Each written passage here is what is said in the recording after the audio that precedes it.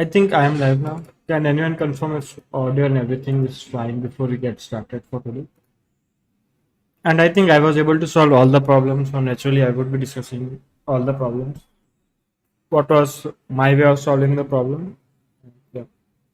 And people in the chat, like, which problems did you find challenging in the practice round? So, to give me some idea on which problems to focus more on and which problem.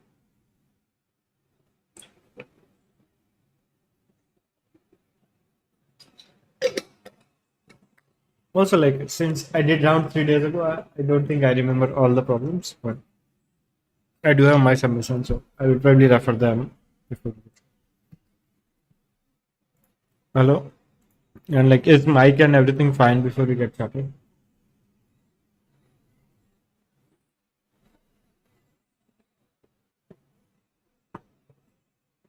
Hello, Lakshya.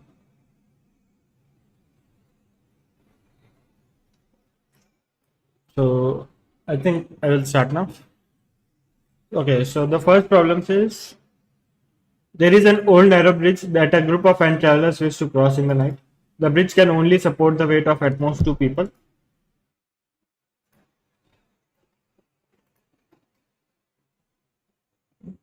Crossers must stay together and use the group's only flashlight while on the bridge. The traveler I can cross the bridge in SI seconds alone.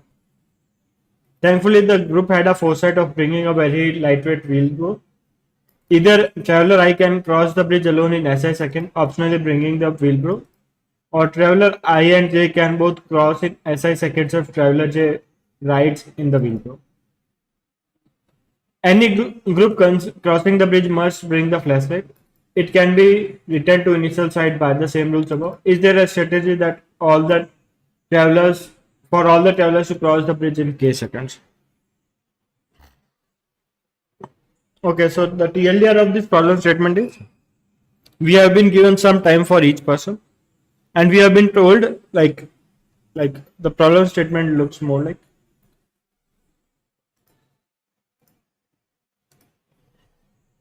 so we have one flashlight by the way.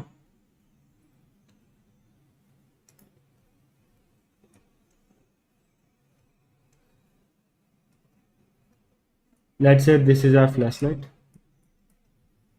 and we have one way to pull people as well along with us, and then we have few people. Every person has different time, and like basically we have two sides of a river. Let's say this is the river we have. Initially there are n people standing here. Let's call them S1, S2, S3 up to Sn. We want all of them to be on this side of bridge, and let's try to find the minimum time it takes, like minimum time it takes for any person from here to here, and then we can compare it with the value k and see like if it's the minimum time to take everyone on this side is less than k, then we print yes, otherwise we print no. Yeah, like I think my D2 is complex, and like I would be interested in knowing the simpler ideas of the different. And one more thing is like initially the flashlight is on this side and wheelbarrow is on this side. And you notice that a person can only cross the bridge only if they have a flashlight with them. So wherever the flashlight is, only from that side a person can cross the river. Let's say like this is the bridge and the river is below it, and we want everyone to be. So my like now you see like let's say on first time some group of people go on this side using a flashlight. Now someone will have to come back here to bring the flashlight back, and then only anyone else can go from this side to that side. So you notice like whenever a flashlight goes here and comes back here, only one person will remain here because someone will have to bring the flashlight back here. Because initially let's say 2 people from here went on this side, but then one person came back on this side bringing a flashlight with them. Then 2 more people went here, total 3 people were there, and then someone has to bring back a flashlight again. So at last, so in every turn you see whenever a flashlight goes on this side and comes back, only one person remains here. So my idea was to like just use like, because let's sort the vector so that S1 is less than S2 is less than Sk and everything. Then my idea is let's only have S1 move across here. So only he goes and brings back people, goes and brings back people. and that was the idea.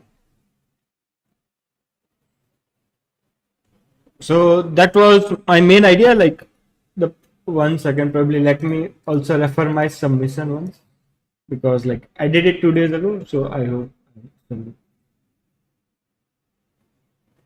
Okay, 2n minus 3. Why did I took that? Yeah. So essentially, yeah. So like if there is only one person, then whatever time it takes for that person to reach would be the minimum, right? Otherwise, you see like whenever one person goes here and comes here, then let's say only the person which has smallest value takes everyone there. So in 2s1 time, we can send one person here. And let's say we had n people initially. Then in n minus 2 rounds of first person,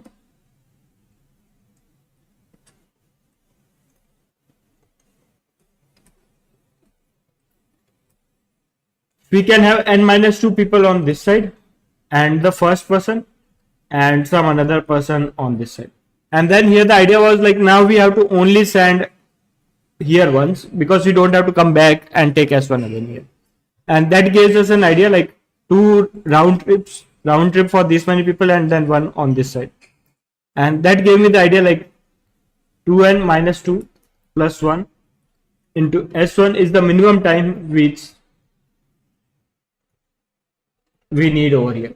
With an edge case that if n is equal to 1, then only we need one time, and I think this formula will handle that case, will not handle that case. So you will have to slightly be careful with this case.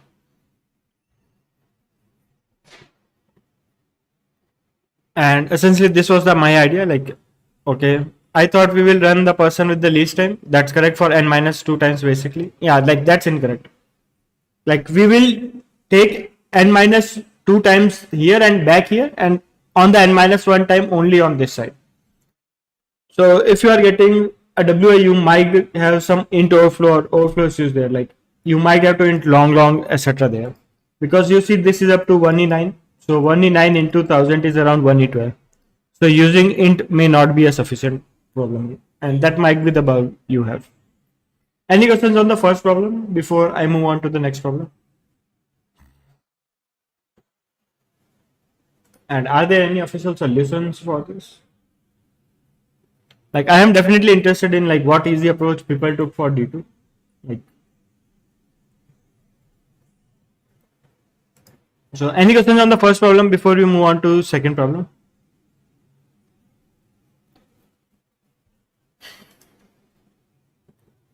Okay, then I think I will jump on to the second problem. Like if one wants to look at the implementation, this was implemented. T test cases. And then for take n and k as input, sort all the vectors. If n is equal to 1, then only a0 less than equal to k. Otherwise, 2 into n minus 2n minus 3 into a0 and compare it to k.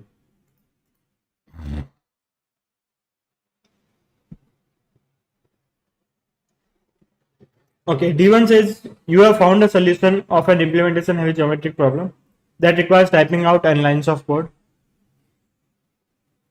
Unknowing you have p% chance of typing out any line without a mistake, and your code will be accepted if all the n lines are correct. The chance of making a mistake is independent of chance of making a mistake in any other line. So it says, the problem statement right now says, to write one line of code, like let's say our code looks like this. There are 5 lines.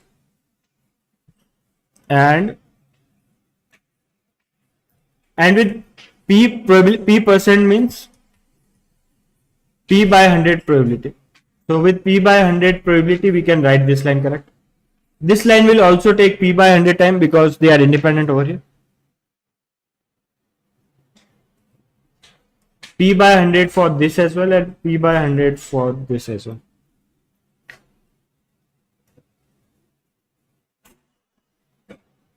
No, like you cannot verify the output. Like probably I would be happy to answer chat questions once I am probably done with the problem, and I can say like what editor etc. I am using. Like not the full setup, but I would be happy to answer the problem. So if we have, let's say we want to write 5 lines, then the probability of writing all 5 lines correct would be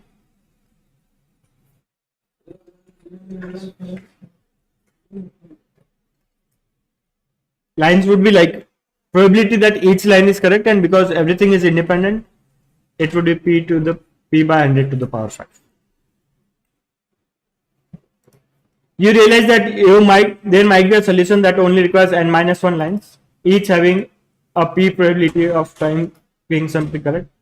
Instead of thinking about that, you could also type out n lines of solution more carefully to increase p. How much p have to increase to yield the same chance of success needing to write one fewer line? Now let's say like we have some different probability r, using which we can write n minus, let's say we have some different probability to write a correct line, and it's asking like what this r should be, so that if you write with each line correct with probability r for n minus 1 is equal to probability of 100 for n. So it asks us to find this r first, and then the problem statement is asking us to print r minus p, or p minus r, I think. Yeah, p minus r problem statement. You see, like if you have to write 10 lines with 5% probability, you can write 9 lines with even less correct probability to get the same probability overall. And this is what the problem statement was asking. Like the lines are slightly confusing, but are there any questions from the people in the chat? Like what does the problem statement is asking us to do before we try to solve the problem? Like it's saying like I am giving you the probability p and you have to write n lines, but what is the other probability r using which you can write n minus 1 correct line, so that both the writing all the lines n minus 1 in one program and n in the program has the same probability. And then it is asking us to print the difference of r minus p minus r here. So any questions on the problem statement before I jump on to the solution for this problem?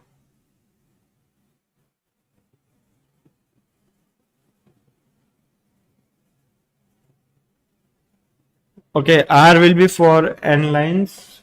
1 second, probably. I slightly do not remember the problem statement.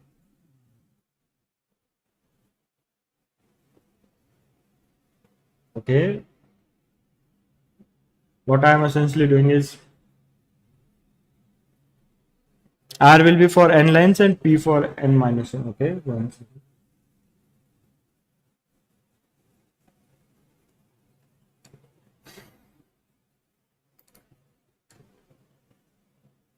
In any other way.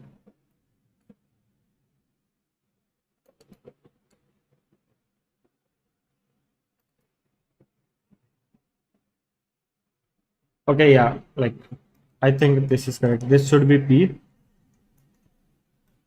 What is the probability r you need? So that probability of writing n minus 1 correct line is same as probability of writing with r probability all the n lines. And here you can see like if you have more number of lines and you need the same probability, you will r should be greater than equal to p. So it will again ask us to p. So this was essentially the solution here. Now the main idea was to do some algebraic manipulations here. First thing to notice here was like r by 100 to the power n is equal to p by 100 to the power n minus 1, which we can essentially write as r by n to the power 100 by n by p by 100 to the power n by p by 100.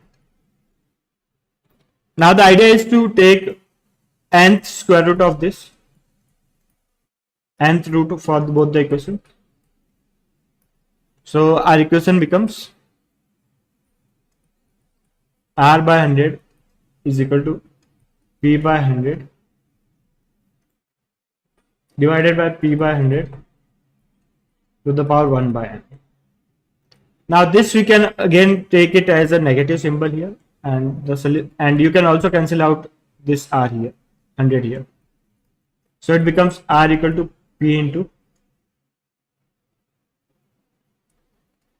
p by 100 to the power minus 1 by n. And now we have to print the delta of these two. which is r minus p, and which should again be equal to p into p by 100 into 1 by n minus 1 by n minus p.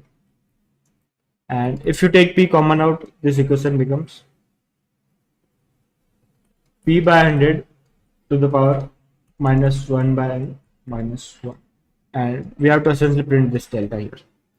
And the idea is like to find this power, we can just use power function, like it was working fine over the problem statement here. So my idea was to like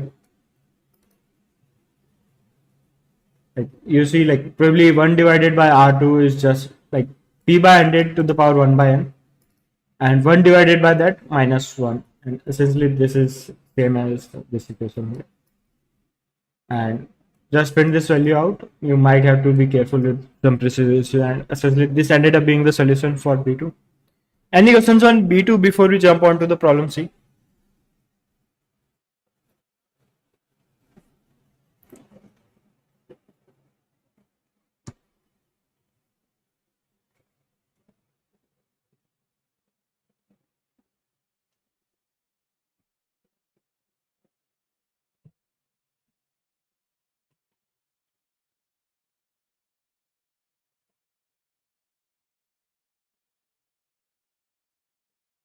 Okay, I will jump on to the line problem C then. It says, as the queen of ant colony, it is your job to ensure that the entire colony works together. Oh, pun intended, entire की जगह entire. Like my type was just typecasting to double here. My type is an alias for double, by the way.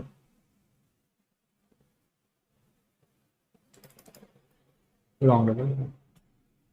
The ith of which is currently at coordinate xi, y. To align the efforts of all your worker ant, you would like them to all be on the same line of the plane. How many ants you need to move to get them all on the same line? As is frequently the case in the management, you don't need an exact answer, but you need some degree of accuracy. If the true minimum number of ants that need to move is m, then any answer between m and 2 into m inclusive will be accepted here. So the problem statement says, like for example, if you look at this graph, there are many ants here. For example, 1, 2, 3, 4, 5, 6, 7. Now you have to choose a line. Some of the ants would already be on that line and some of the ants will not be on line. So for example, in this case, if you choose this line, like probably I will just copy this diagram and call it a day.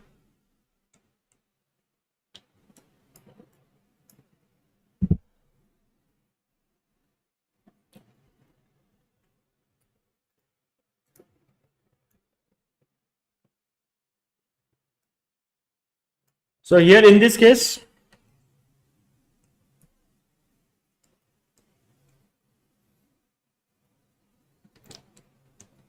if you choose this line, then there are 4 ants already in this line, and you will have to move these 3 lines on this line. Another way around, like let's say this is one line where all the 3 ants are on the same line. Not necessarily it's correct, but let's say there is a line with their 3 ants. Then in this case, we will have to move all the remaining 4 lines on this line.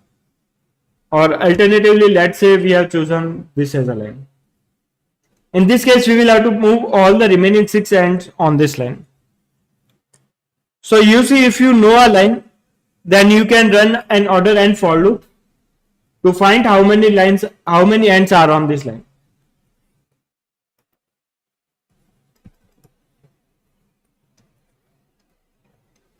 Given a line, we can run order and for loop to find how many ants are on this line.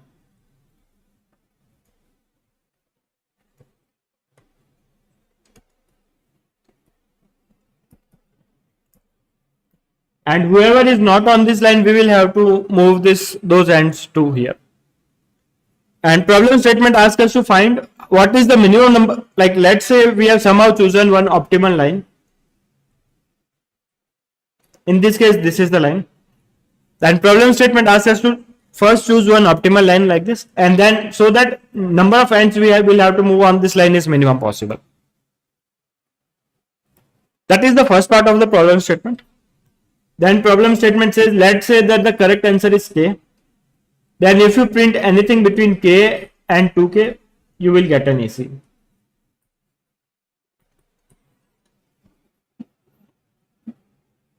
So any ideas on this problem? Let's say if I have to first find, like, let's forget k into 2k. If I have to find the exact minimum, what would be my idea for this problem?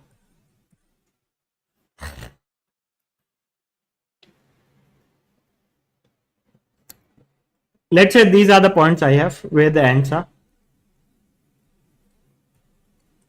Like my idea would be choose every pair of line here. Like for example, this is one such pair. This is another such pair. This is another such pair.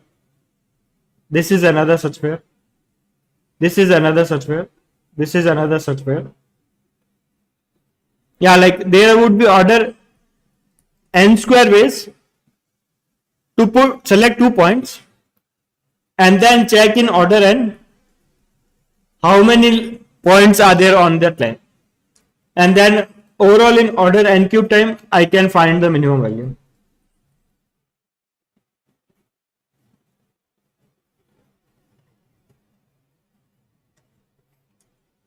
Like for example, if I have 4 points, then I have around 10 pair of points.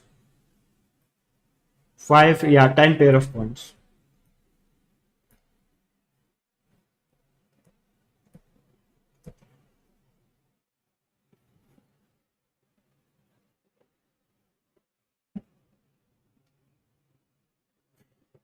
But the problem is like n is up to 1 is 6, so we cannot run n cube over here. Yeah, I think Naveen has a right solution for this.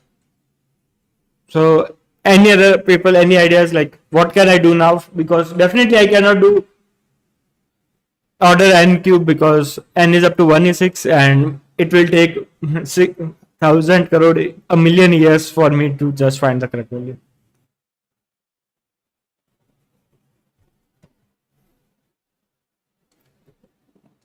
So yeah, any questions so far before I jump on to the next piece for this problem?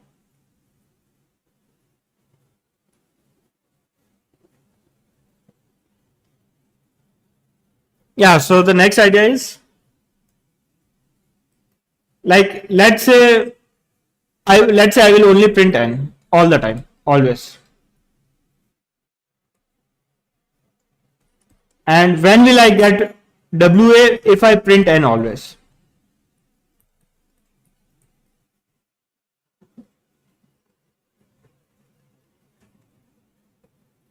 Like, I'm not sure if we can do it without some probability algorithms, by the way.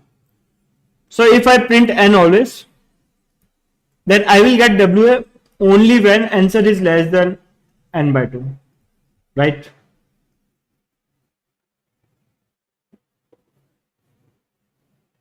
And what happens when the answer is less than n by 2?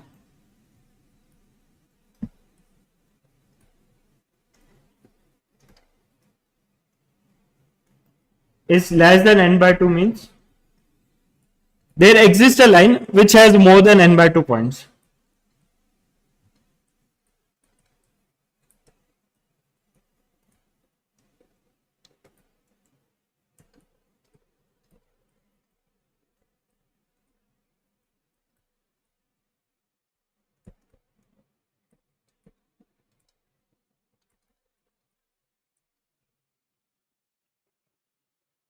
I am discussing problem C. So my claim was like, because the answer allows if the correct answer is m and I can print anything between m and 2m.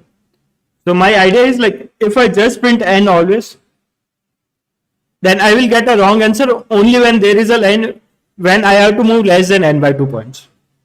Moving less than n by 2 point means there is a line which contains more than n by 2 points. And now is a critical piece.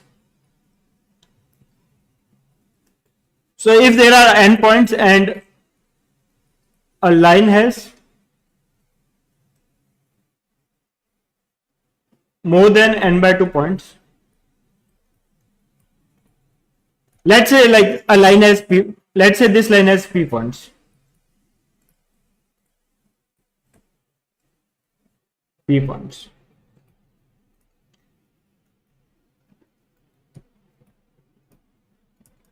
Now, if I choose two random points from all the endpoints, what is the probability that I will get both of these points from the same line?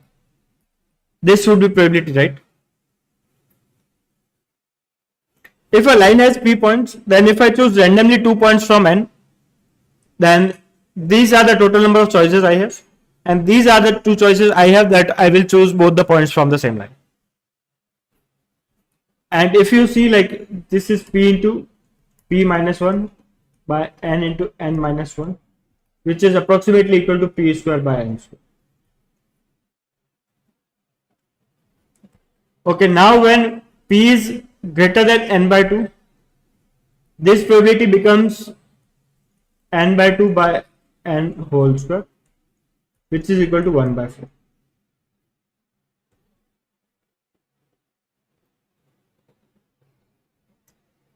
Any questions so far before I jump on to the next idea? My claim is definitely I will never print anything more than n because I have just n points. And if we always print n, then we will get a wrong answer only when there is a line which contains more than half of the points. And now for a case like this, if I choose two random points,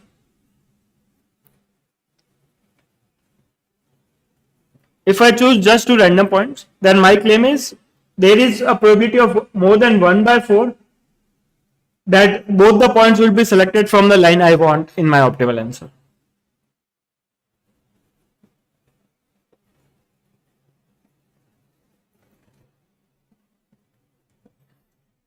So like coming back to the point, like probability like of failure, like probability of not choosing the line is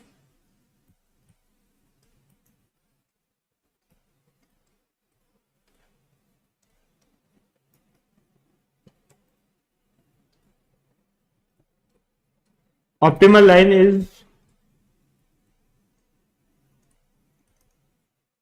is less than 3 by 4 because I have at least 1 by 4 probability that I choose optimal point. So my idea is like I will just, let's say, just choose 100 random pair of points.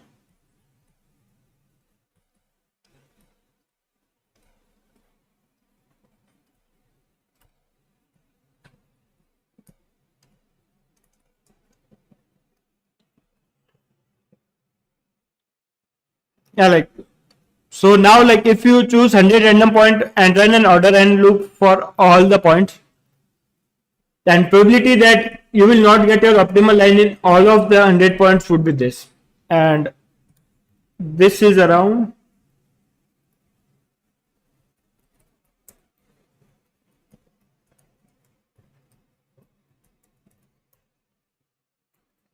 like probably you can just make it 200 if you want. The probability is around less than 10 to the power minus 5.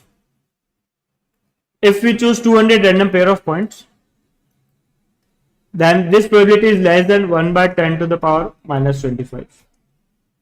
And now you can assume that this is good enough probability that you will get an AC.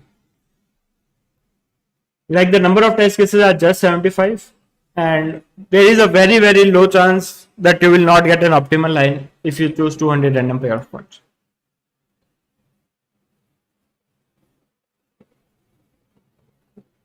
And this ends up being the solution for the problem C.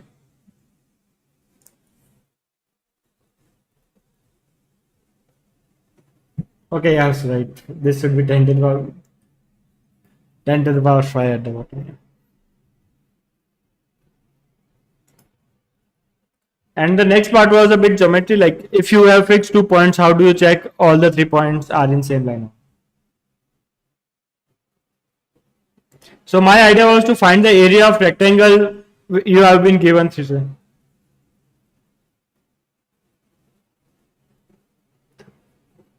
Like for example, like what I did was if n is less than 20, use the n cube algorithm we have, where my check function, or let's call it a run function, not check, is not a better. I have this run function, which takes to index I and counts how many points are on these lines. So these would be x1, y1, this would be x2, y2, and for all the points, this would be x3, y3. And the idea is I can use the area of rectangle formula to check if all the 3 points are equal. Area of rectangle coordinate formula.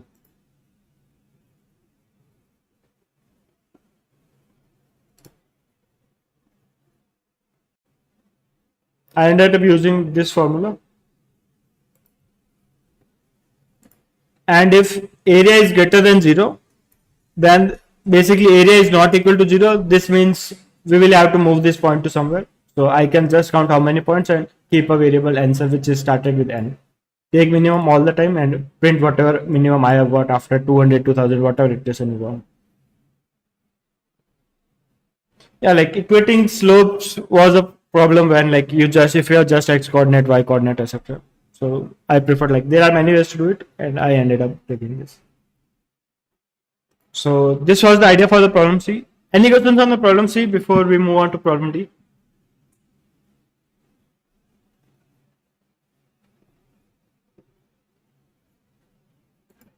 Oh yeah, multiplying. Yeah, that's interesting.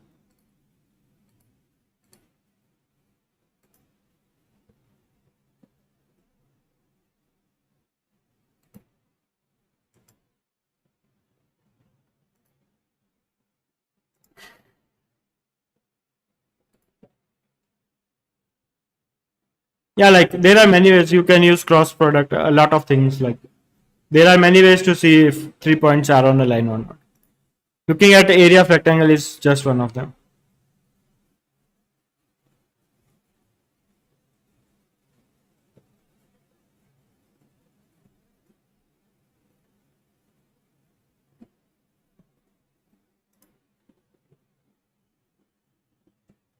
Yeah, like this was the code, like just choose two random points. RND function gives me a random integer from these two values. So just choose two random points which are different from earlier and then use the same method. Like for initialize, I have this seed for the random and then RND64 and then uniform int function from the library to get random numbers between L2.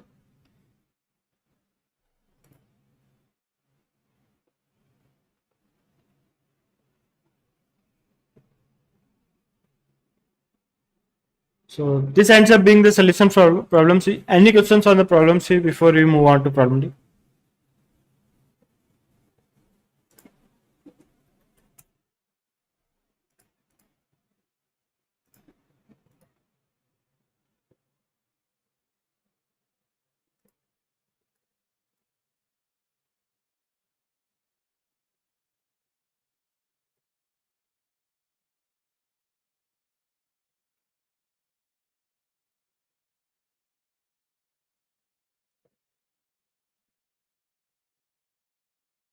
Okay, I will move on to problem D then.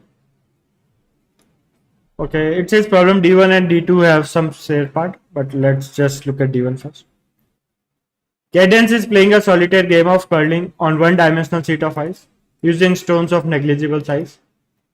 They will throw n stones numbered from 1 to n from position 0, targeting a position g units of to the right.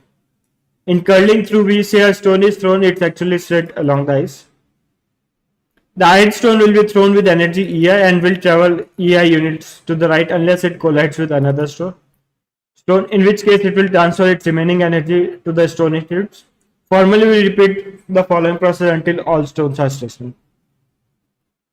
If the moving stone is at same coordinate as the stationary stone, the moving stone stops and the stone it hits is now moving stone with the same energy of the previous moving stone. Otherwise, the moving stone moves 1 unit to the right and its energy is reduced by 1. If the moving stone now has energy 0, it stops, becomes stationary.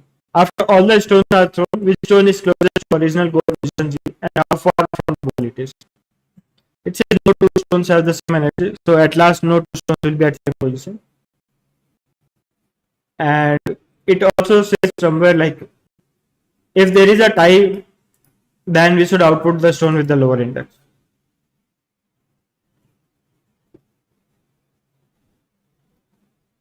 So now here is an example. Let's say we have stone with energy 9, 7 and 5 initially.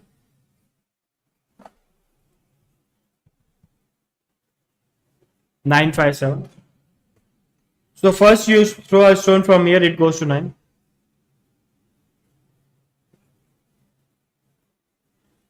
No, 1 second. Okay, so probably let me take a sample first to illustrate something. Let's say we throw a stone 9, 5, 7, 8, 11. This is the order we throw. So the first stone we will throw will move like this. Let's say this is our number line. Let's first find the position of all the stones, then we will see which one is closest to our. So the first stone will go to index 9. Now we throw a stone with energy 5. It will go to 5 and it will stop there. The third stone we throw is of energy 8. So it will start from here. It will reach here. The third stone will collide with the second stone here. And now the problem statement says after the collision, third stone remains at its place, and whatever the remaining energy it has, like 5 energy 5 would be consumed to reach here. So remaining 3 energy, stone 2 will run here. So stone 2 will end up being at coordinate 8.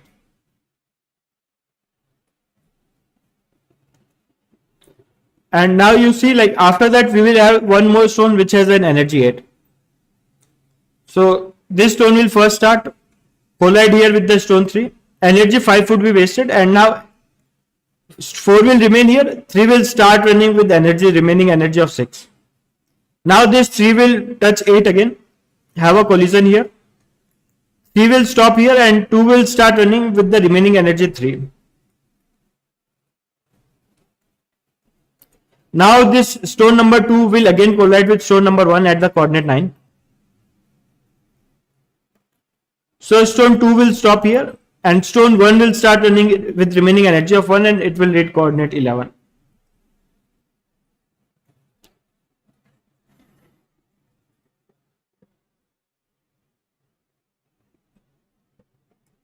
So you see like what is happening here, right? So initially you started with a 9. For stone 1 went to 9. Then stone 2 went to 5. Then stone 8. Like the stone 8 went to the coordinate 8, just that the index changed over here. And then when we had stone 11, it also collided with all of them and stone 1 reached here and the position changed over here. So if I have to don't keep a track of index, like let's say probably forget these coordinates for now.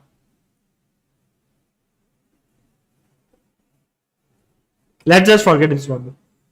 Then one observation here was whatever the coordinates are given in input, these would be the coordinates of final stones as well. Because whenever two stones collide, there is no loss of energy there. Like one stone stops there and another stone crosses it. So if you ignore the indexes, you see like it's equivalent to one stone which is passing through everything and without any collision or anything there. If the balls are identical, someone goes to at one position and instead of saying that someone else is moving, let's say the same guy is moving further. So if we don't have indexes here, it's equivalent to like there is no collision and everything goes to their own place here. Any questions on this observation first before we try to find the index?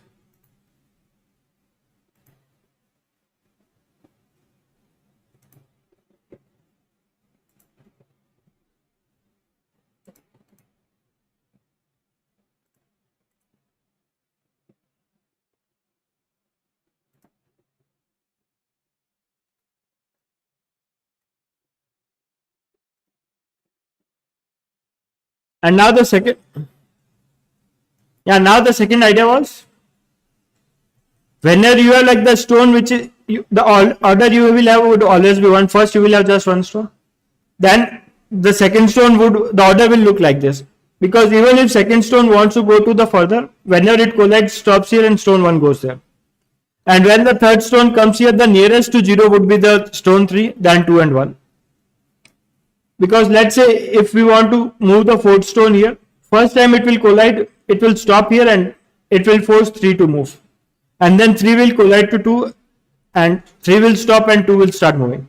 and then two will collide and one will start moving and one will reach at the coordinate 4. And if you look at this, like even is that is the case here. Nearest to 0 is the stone 4 and farthest from the 0 is stone 1. And essentially this is the idea. By just looking at the coordinates in input, you can know the final coordinates. And you can also assume that the stones are arranged in the descending order of their indexes. So now you can find for every index at what position it is. And based on that, you can find which stone is the nearest to the our goal G and print that coordinate and the difference between them. And this ends up being the solution for D1.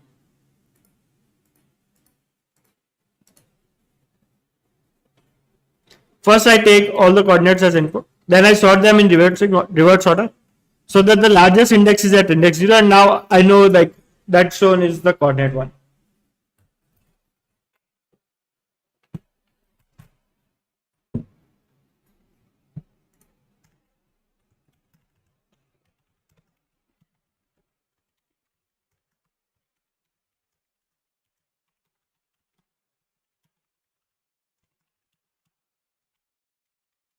It's a 0 based index.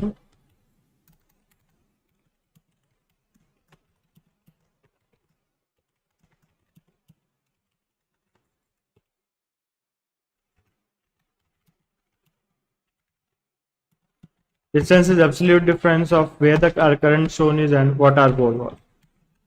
Let's call it G.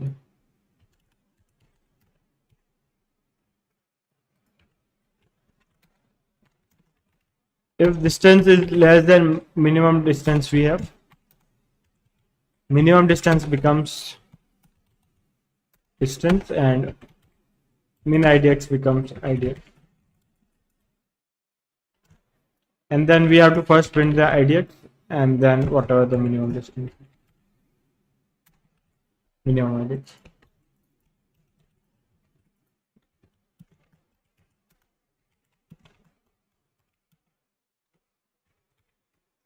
This ends up being the solution for this problem. Any question on D1?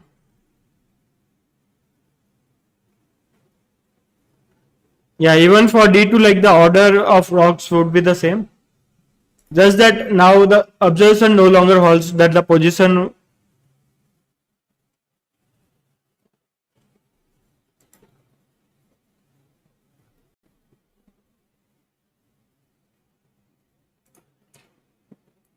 so this was D1. Any questions on D1 before we move on to D2? And in fact, I am actually interested in what your people solution for D2 were. Like my solution was something more complex. I can probably explain it using the black box we have, but I would be more interested in what you people do.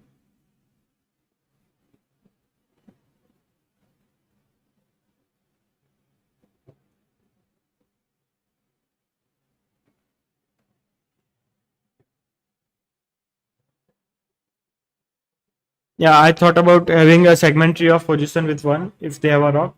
Then for each rock binary search because the final position will be EI plus the number of stone before this position.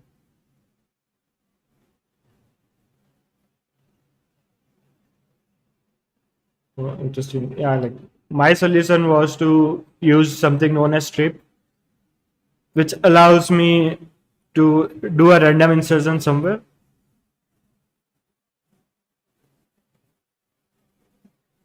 Oh, like Naveen's idea is interesting. What he says is, like, if you see, like, the stone which is at the farthest position, right?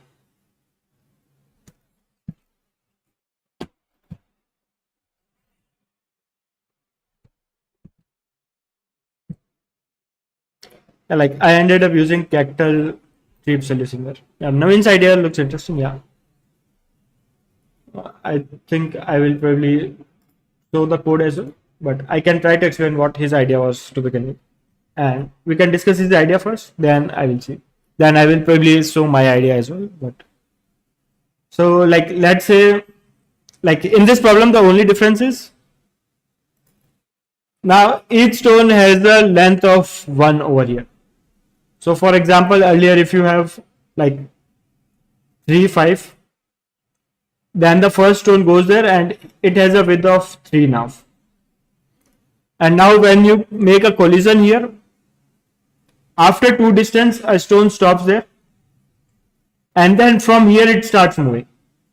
So earlier it was remaining at 5, but during the collision, energy is still remaining, remaining energy is 3. So this stone will stop at 6. So earlier you had something at index 3, now you have something at index 2 and index 6. So this creates a problem, like we can no longer assume that our previous assumption is true here. So like Naveen's idea was like, let's forget like everything to begin with. And if we look at the stones, we know like stone n would be here. Stone n minus 1 would be here. N minus 2 would.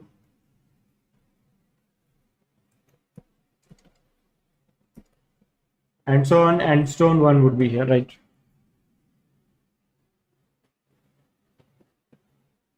Or so if you look at this position, 1 second. Okay, like first from the sorted order, or like did you directly first subtracted all the n's and then did sorting as a there? Yeah, like I think looking at solution would be better.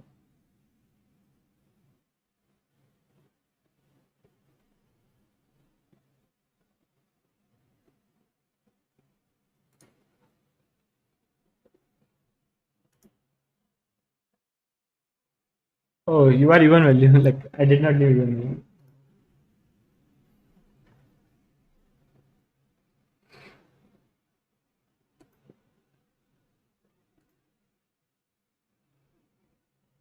I'm not sure what all will end up here. Like probably let's just see.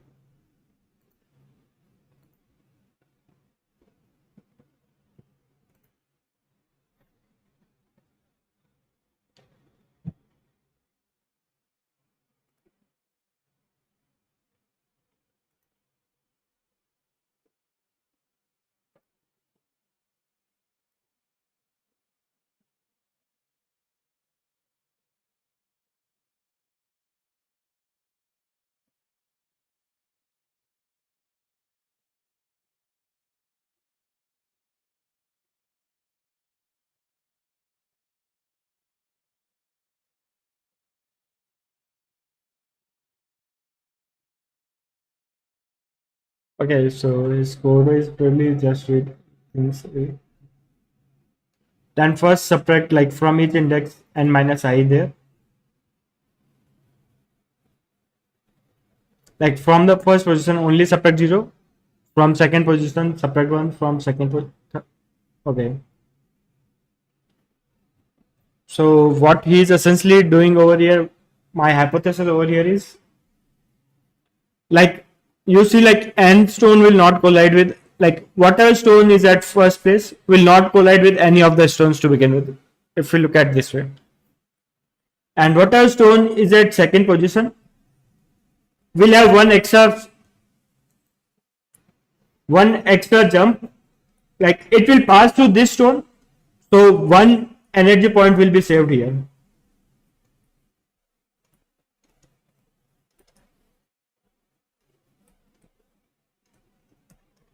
Whatever is the stone we have at n minus 2, it will pass through 2 different coordinate points, right? Kind of. So you can potentially look, whatever energy you were throwing it, you will move 2 extra distance here. Like I think this is the reasoning he has. So what he essentially did was,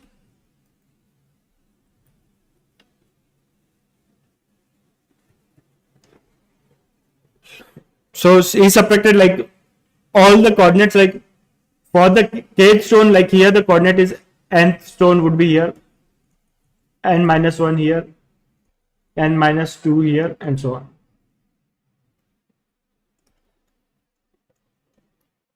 This stone does not get any extra energy.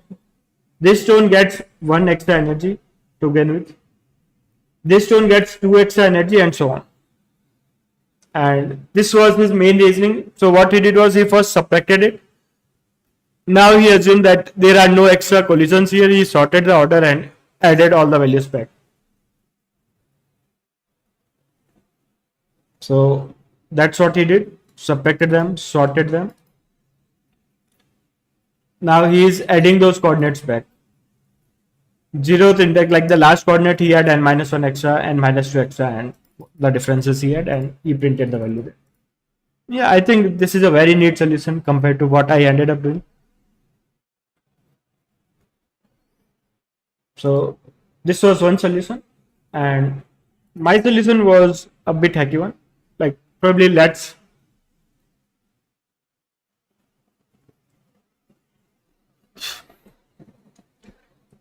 yeah. Any questions on his idea first before I will say what I did for this problem?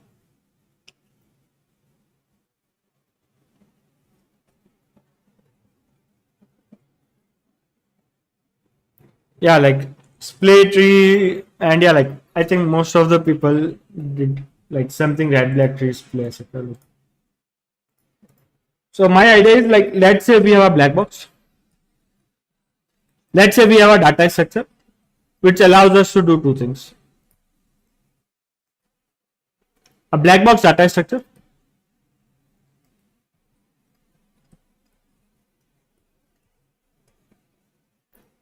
which allows us to do the following properties. Like it keeps all the values sorted, or another way to say is it, if you give a number x to it, it will give the count of values less than x.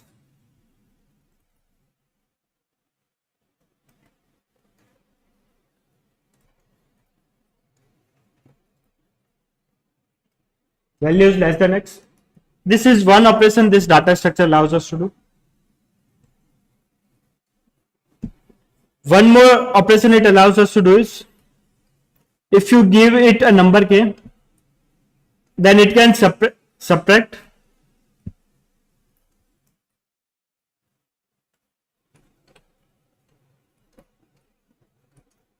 one from smallest k values.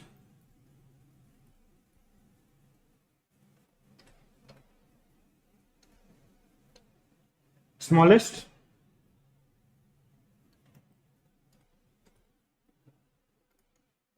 k values.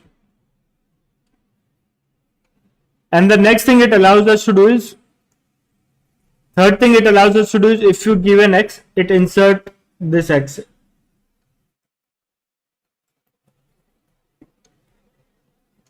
Insert x into the data structure.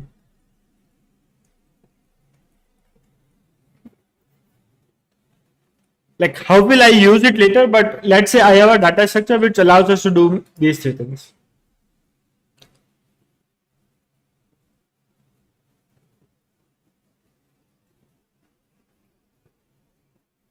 Like if you see, like if you have something like this,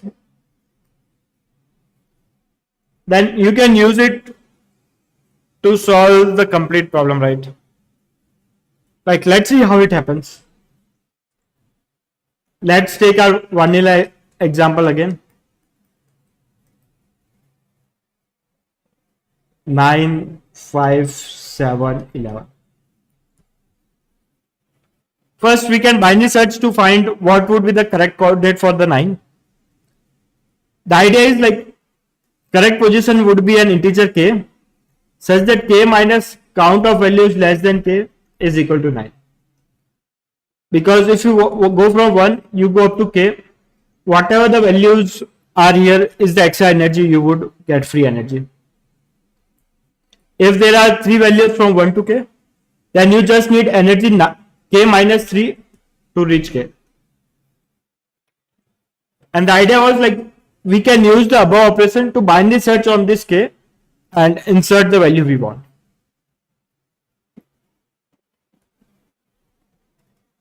So that if we have 9, 5, 7, 11, there is no stone right now. So the first stone will be inserted at 9. And then we have to insert 5, and you see there is nothing between 1 and 5. So the next stone will be inserted at index 5. Now we have to insert something at index 7. If you see, by the time you reach 6, and this first you will go to 0.5, you will have a collision. So a stone will stop at 4 and next stone will start running from 5. So let's say current earnings, if it reaches at 6, the energy used is only 5. Because we got one extra distance, like from collision, like we stopped at 4 and then we started from 5. So we did not need any energy to go from 4 to 5. And because we want the first coordinate where we will need energy 7, that place ends up being the index 8.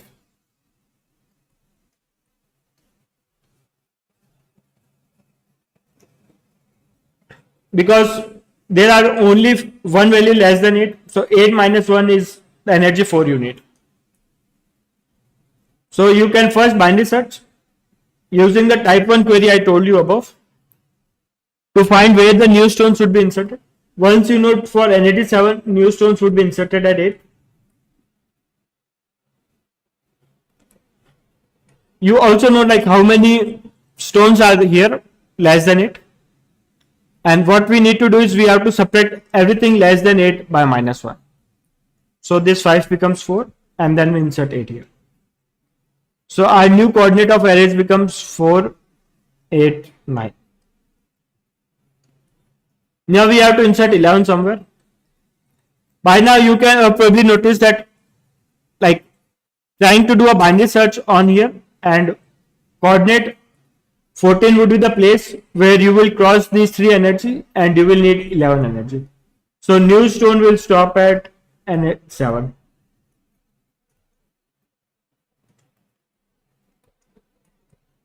So what we will have to do is we will have to subtract minus 1 from all of these.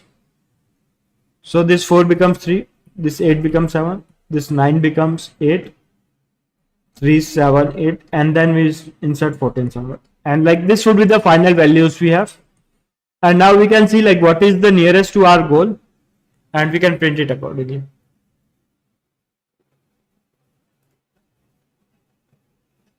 So you see like if we have a data structure like this, then it can solve all of our problems, right?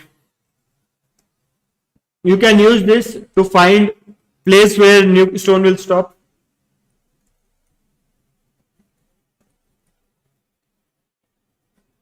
Using a binary search here. Move one stone back for all the collisions.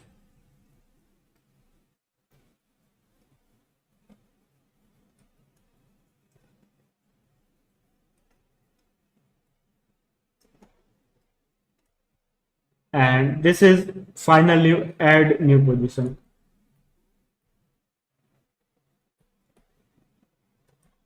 Any questions on this one? Like if we have a black box data structure like this, then we can solve this problem. And you see how we would be able to do it. And then designing this data structure is a tricky task. And probably I will just share what I did, but I won't implement it from scratch, to be honest. Yeah, I will jump to the data structure now first, but my first goal is not to put the buzzword out, rather to see like if you have something like this, how we will use to solve it. And once we are done with that, then I will probably name the data structure and share what all things it can do.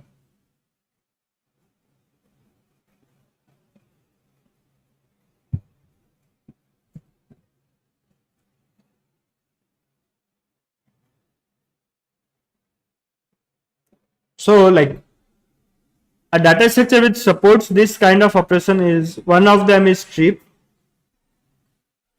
Like many people did different things. I think Neil did display, and what I did was to use strip.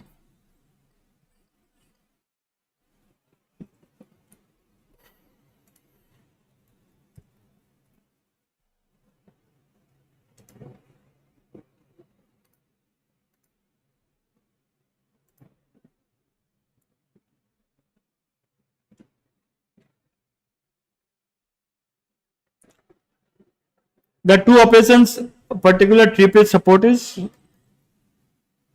like, then there is something known as implicit tree, etc. Like, the main crux of the problem is you have some keys and some priority for each number.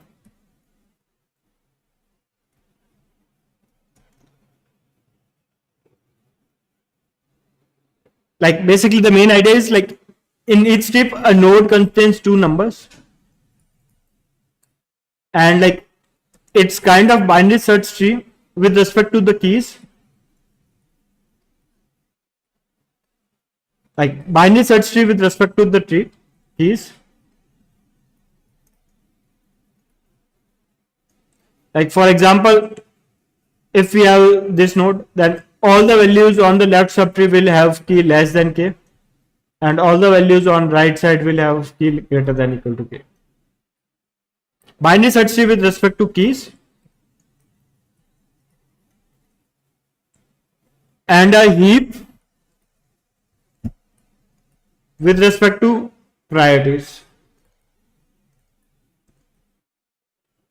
So basically, for any node, for example, this value, all the priorities in the tree below it would be less than this value.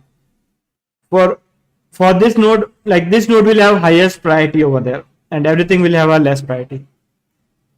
And the way I will use it is, my keys would be the distances I want.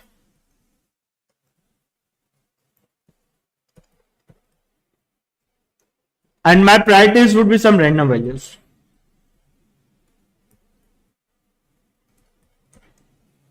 And the idea here is, like, instead of using a balanced binary search tree or something like that, the main crux of this thing is, like, this random values kind of allows us to have some log and height, where n is the number of, not exactly log n, but some order log n, some constant multiple of that. You can approximate the height of the tree as log n. So this is essentially what a tree is. And you see, like, for insertion, you can probably traverse this tree to insert a node, and, like, basically strip allows us to do two things. It takes two trees. Split and merge are the two operations for the tree.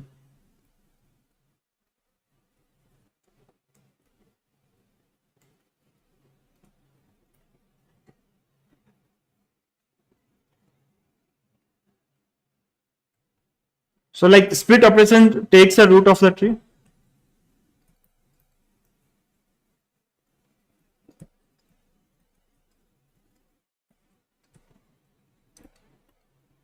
and some value k, and it gives us two different trees. One tree contains values less than k, and another tree contains, like, gives two trees.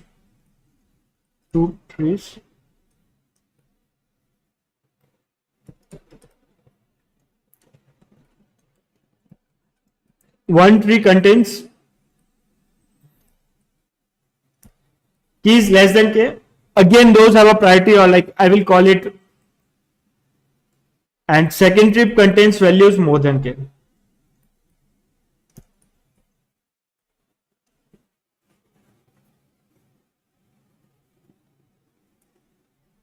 And merge operation, what it does is, it takes two roots and root 2,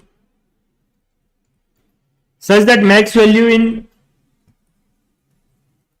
first tree is less than equal to minimum value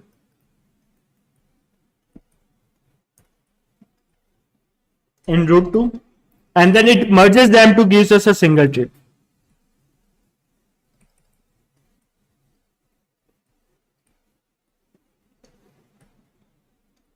Single merge strip. These are the two main operations a data structure solves it. And the idea here was, like, we can argument, like, generally similar to a data structure. So to solve our problem, -1 can be done with lazy operations. Similar to lazy segment tree.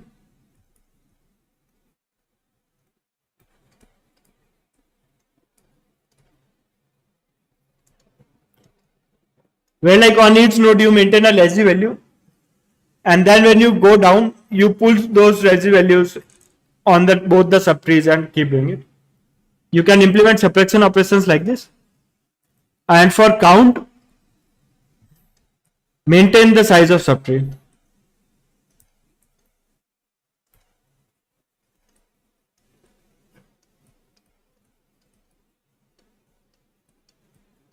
Like these are the two extra information you need to support the additional operations.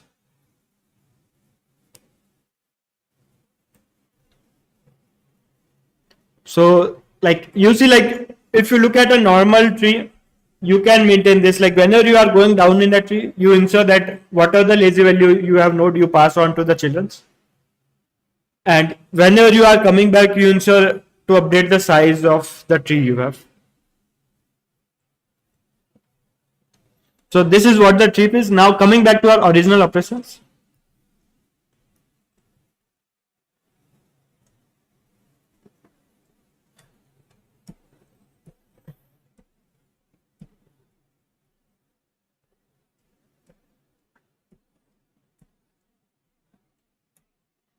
Now to find the count of values less than k, what we can do is like we are doing a binary search, we have a mid and we want to know how many values are less than mid. So we can split the tree into two parts such that the left part contains the values less than mid and right part contains values more than mid. So from the one trip you got two trips, you look at how many values were there in the left trip and then you merge them back again. Subtract, like probably let's call it subtract 1 from values less than k, not the first k values, values less than x, or probably whatever you call it works fine. Like probably values less than x is a bit better and does not solve.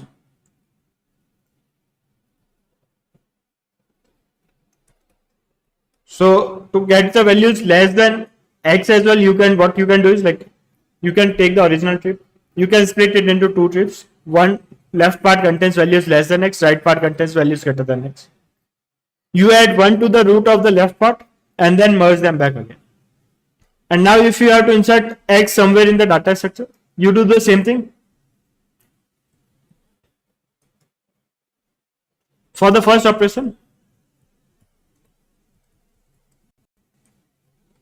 like I will probably write it down explicitly. For the first operation,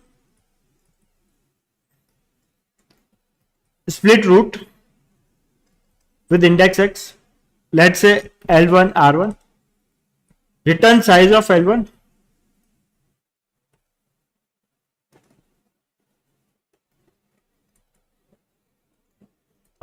and then merge again R1 again. To subtract 1 from the values of all the three, you do again split root comma x, lazily subtract 1 from left,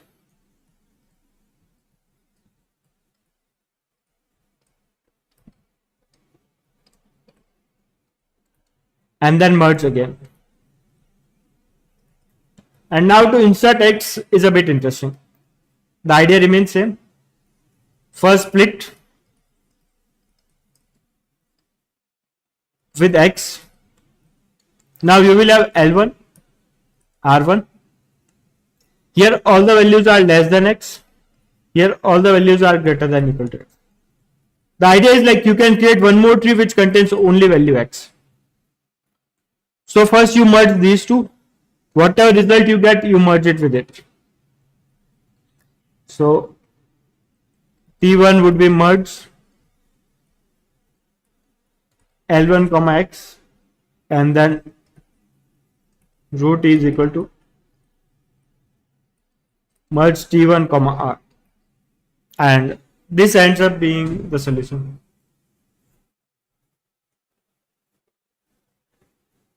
So this was my idea for this problem. Any questions on this? Like I won't implement the tree completely, but that's what I ended up doing. Okay, now I would be happy to answer questions from the chat if there are any, or if there are first question first. Are there any doubts on any problem to begin with? And then questions from the chat.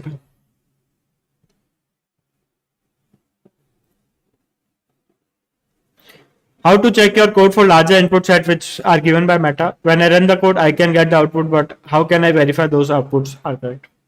Yeah, like the whole point of this type of problem set is like you don't know whether your output is correct or not until the contest ends. Now the contest has ended, and if you look at the scoreboard, like people either have a green tick or a red tick there. Green means their output was correct, and red means their output was incorrect. But until the contest is over, you cannot find out your output is correct or not unless you explicitly prove it or something.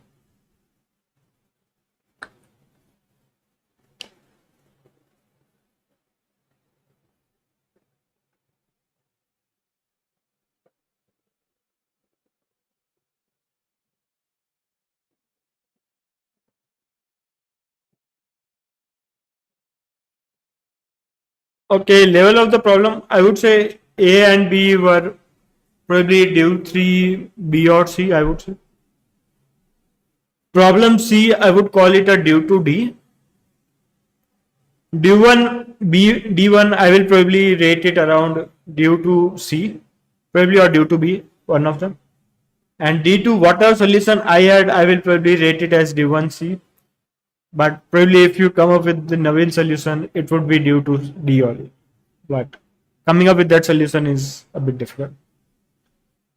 So my difficulty estimate is A and B are approximately equal, which are cakewalk problems. Then comes D1, then C, and then D2.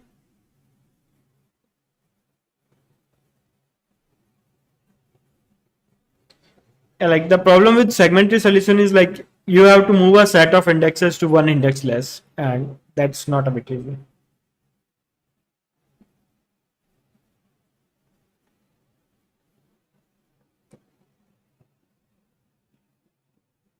Okay, Sivang also says he implemented AVL tree for this problem. Yeah. Like I ended up using the Cactal code, by the way.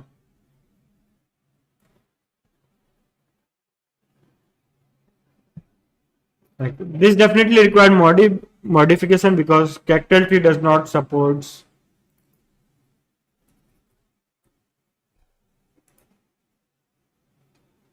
This supports subtree sizes but does not support the lazy operations we need. So some modification was required here.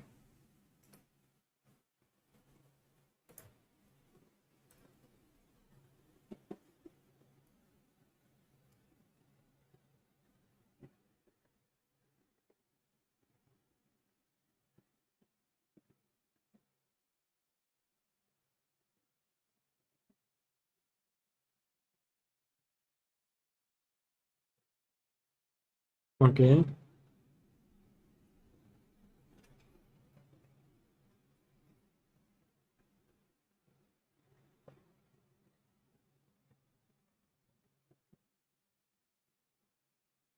Okay, which OS I'm using? Like I I have Arch Linux with i3 window manager installed, and I mostly use Xcali Draw over here.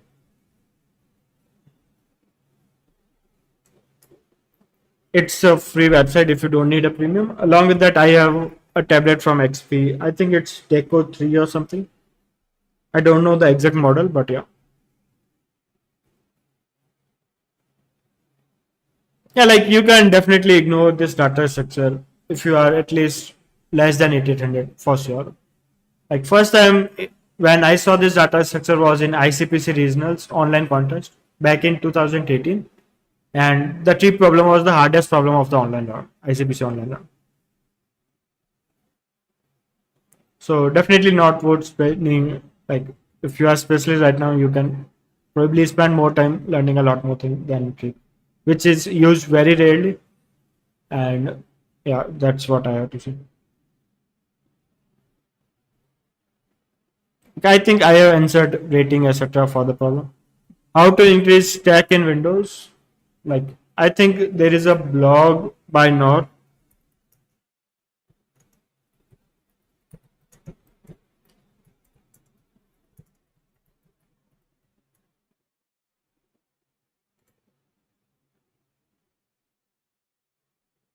So this was an old blog. Now he has moved it to some other place. You can probably refer here. And he claims like you can probably use a function like this where your main increases the stack size, run with increased stack size, and then implement your code here. So you have more stack size here. Like this is for Windows, and for Ubuntu, like you can just use this command before running it something. Like the way I do is like I run this command first, and then I run my normal code in this terminal. It works fine. If I have a new terminal,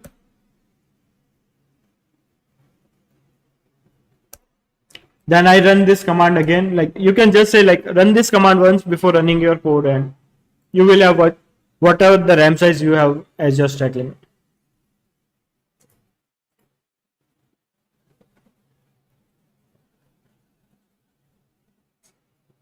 Should they learn trip if they are rated 1700?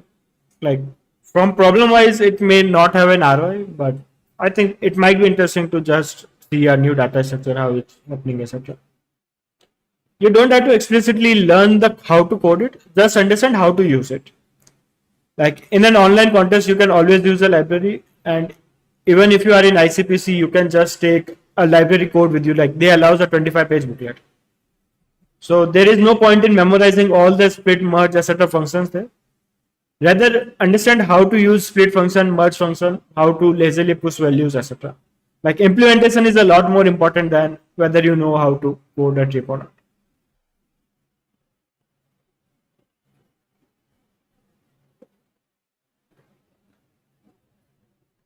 Yeah, like I can probably publish my code for this problem, but I think you can just look at the rank list to see everyone's code here. Like for example, if you want to see Neil's code, now if you go to the store code, there is a download button here and you can just see here.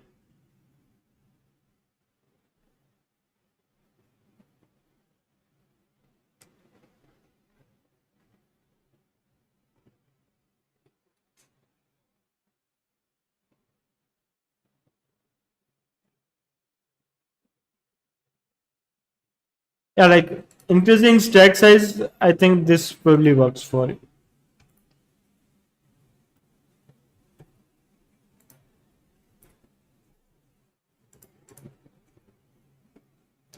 Like for Linux, you limit unlimited works, and the block claims it probably works for Mac OS as well. And some compilers may need something here or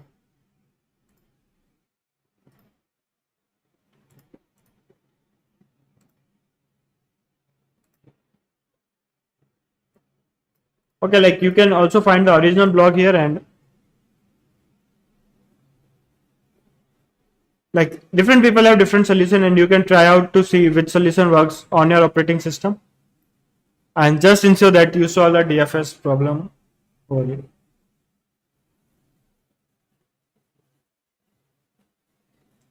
I'm not sure about registration, to be honest. You can probably see, and like I think irrespective of what your rating is, it would be fun to do a hacker cup contest, and like it happens only once in a year. Like you can probably look at some old problems which need DFS, etc.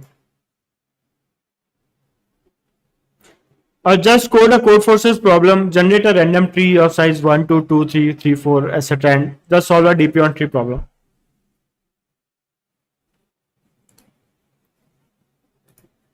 Like there might be some old problems here which need tree, and I don't have an explicit here, but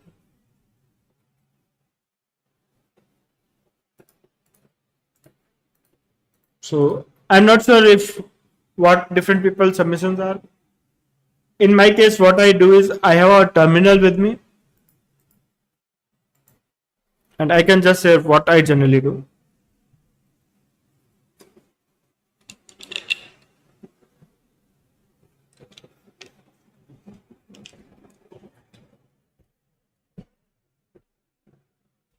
So like the bare minimum you can do probably is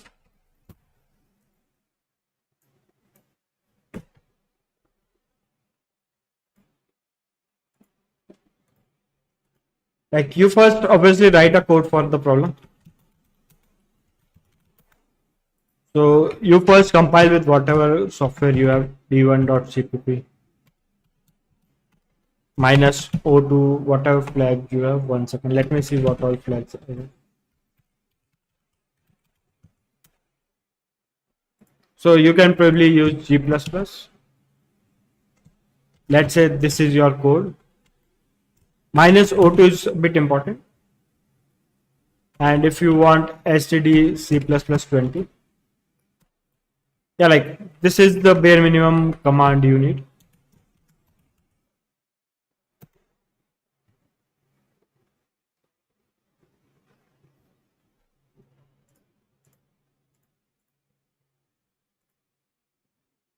Once the program is successful, there would be one.a.out file. Let's say this in this folder I have this text file as my input. So now you can use this pipe method, line of delivery part1.txt. Like this left arrow denotes you should take input from this file, and you can probably output the text file by a command like this.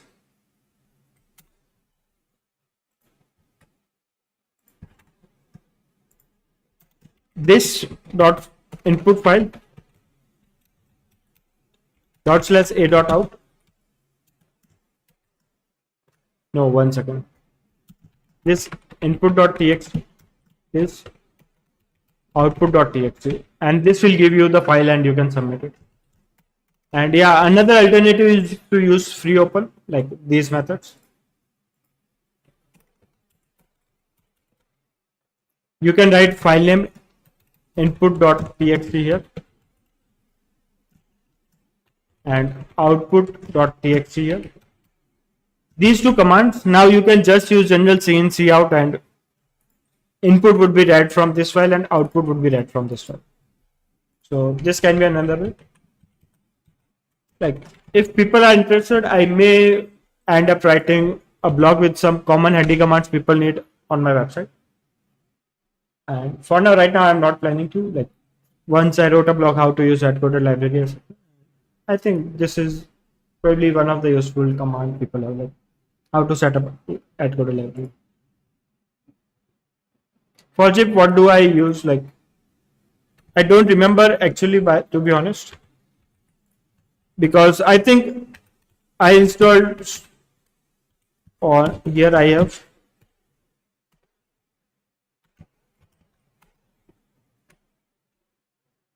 I don't remember actually, like for unzip, like I ended up installing a software using Pacman last year for the hacker cup.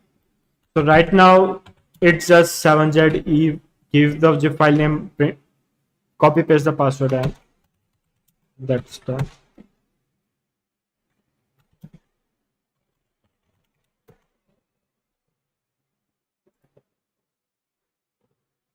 P7 zip I think is the, yeah, I think I installed this software pack.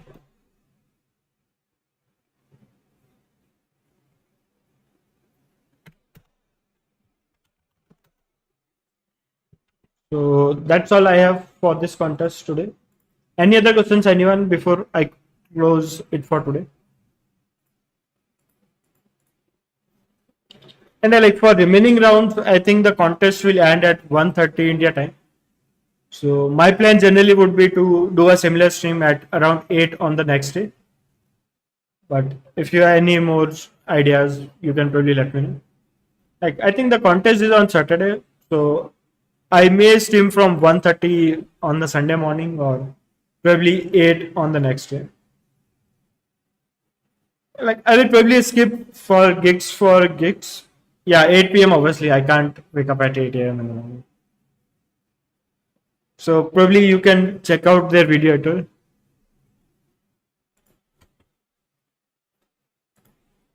Like in Meta Hacker Cup, generally is it really needed to use advanced, like if you look at my participation history, most of the time I have skipped Hacker Cup because of the unusual format, and I used to do Google Code Jam, but Code Jam etc. no longer exists. But yeah, like I think based on my experience, rating around 200 would have been generally enough to have a T-shirt there on a good day. And probably people have even won it for 1600, but 200 was most of the time more than enough there. And like I don't know what how difficult or easy the problems would be, but at least I'm expecting round one around 5,000 people would qualify. So anyone greater than with an expert rating should definitely qualify. And round two, like I think around 2,000 people or 500, I don't remember the count, have a T-shirt for it. So you can probably like I don't think you need a lot of really advanced data structure for a T-shirt. But if your goal is round three or probably the final round, then for top 25 in the final round, you definitely need a lot of things. Like most other people are generally legendary grandmaster for the final round.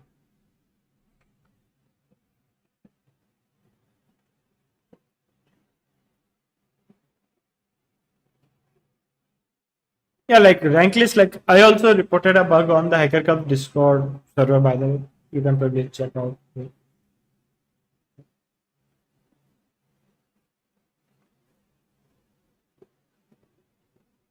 So like rank list was really slow to be honest in the contest.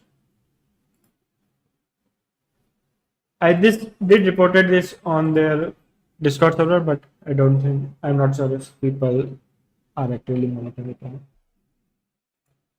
So any more questions before we call it a day today?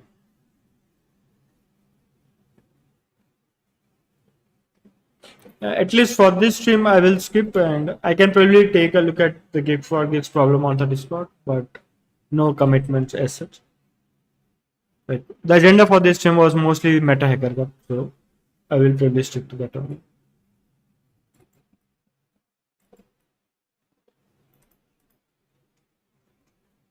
So okay, probably it's around 12 now. Probably 1 or 2 minutes more, and then I will call it a day and end the stream. Thanks everyone for joining today.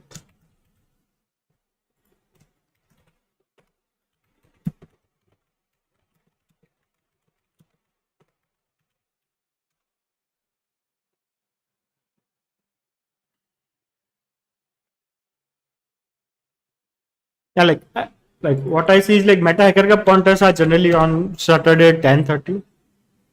So I'm not more in like contest will end at Sunday 1:30 in the night. I'm not inclined towards streaming Sunday 1:30 in the night, rather Sunday 8 p.m. But you can let me know like what do you prefer? Would you prefer an instant editorial or a day later? And we can work out something like. I'm planning to discuss all the problems that I end up solving. Like last time, I did qualify for the round three. Let's see what happens this time. Yeah, like probably I will skip ABC string on an Hacker Cup day. Like, generally, I'm trying to keep only one stream on a day basis. Yeah, so thanks everyone for joining today, and I think well,